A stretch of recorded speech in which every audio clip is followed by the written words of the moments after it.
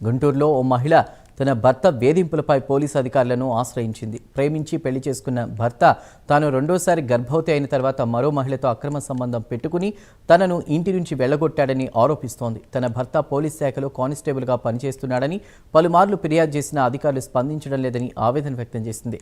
ఇద్దరు చిన్నారులతో కలిసి గుంటూరు ఎస్పీ కార్యాలయానికి చేరుకున్న బాధితురాలు తమకు న్యాయం చేయాలని విజ్ఞప్తి చేసింది. ఈ ఘటనపై మరిన్ని వివరాలు మా ప్రతినిధి రవికృష్ణ అందిస్తారు.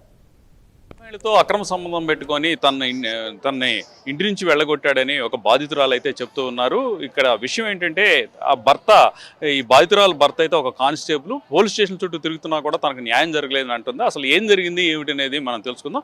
అమ్మ చెప్పండి, అసలు ఏంటి మీ ప్రాబ్లం ఏంటి? సార్ 1.5 years నుంచి మా హస్బెండ్ వేరే వాళ్ళతో ఇల్లీగల్ ఎఫైర్ పెట్టుకొని ఉంటున్నాడు సార్. ఏంటి అని చెప్పి అసలు ఇంటికి రావట్లేదు, పట్టించుకోవట్లేదు. నేను ప్రెగ్నెంట్తో ఉన్నప్పటి నుంచి ఎస్పీ ఆఫీస్కి వచ్చి ఆర్ఎల్ చుట్టూ ఏఆర్ రీజనల్ ఎస్పీ సార్ దగ్గరికి, ఎంతమంది దగ్గరికి, నల్లపాడు పోలీస్ స్టేషన్కి వెళ్ళాను, నగరంపాలెం పిఎస్కి వెళ్ళాను, మహిళా పోలీస్ స్టేషన్కి వెళ్ళాను. ఎక్కడికి వెళ్ళినా కానీ అతన్ని పిలిపించి కౌన్సిలింగ్ ఇస్తున్నారు కానీ అతనిలో ఎటువంటి సపోర్ట్ లేదు. నన్ను మెంటల్గా, ఫిజికల్గా, ఫైనాన్షియల్గా అన్ని విధాలుగా ఇబ్బంది పెడుతున్నాడు. అసలు కనీసం పిల్లల గురించి కూడా పట్టించుకోకుండా, కాల్స్ చేస్తుంటే కాల్స్ లిఫ్ట్ చేయకుండా, అన్ని ఇన్స్టాగ్రామ్లో, వాట్సాప్లో మొత్తం అన్నిట్లో బ్లాక్ లిస్ట్లో పెట్టుకొని పిల్లలు ఎలా ఉన్నారో అని కూడా లేదు.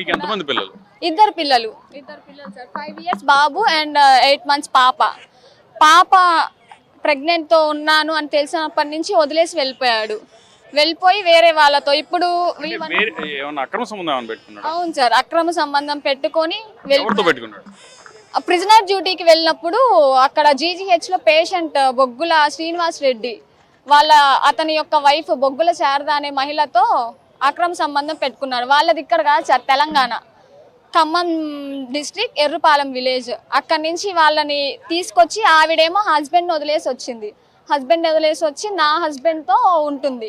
వాళ్ళ పిల్లల్ని, ఆమె యొక్క 2 పిల్లలు మోక్షిత అను భువన్, వాళ్ళని కూడా తీసుకొని వచ్చి ఇతను మేమిద్దరం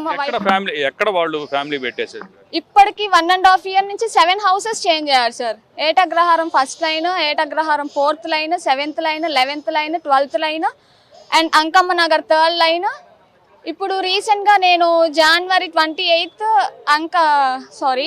ఏటగ్రహారం 12th lineలో ఉన్నప్పుడు రెడ్ హ్యాండెడ్గా పట్టుకొని 112 డయల్ చేసి నేను పోలీస్ వాళ్ళని పిలిపించిన ఆవిడ్ని స్టేషన్ దగ్గరకు తీసుకురాకుండా మ్యానిపులేషన్ చేస్తున్నారు. అసలు ఇప్పుడు నేను December 5th నుంచి ఇప్పటి వరకు కంప్లైంట్ ఇస్తున్నాను.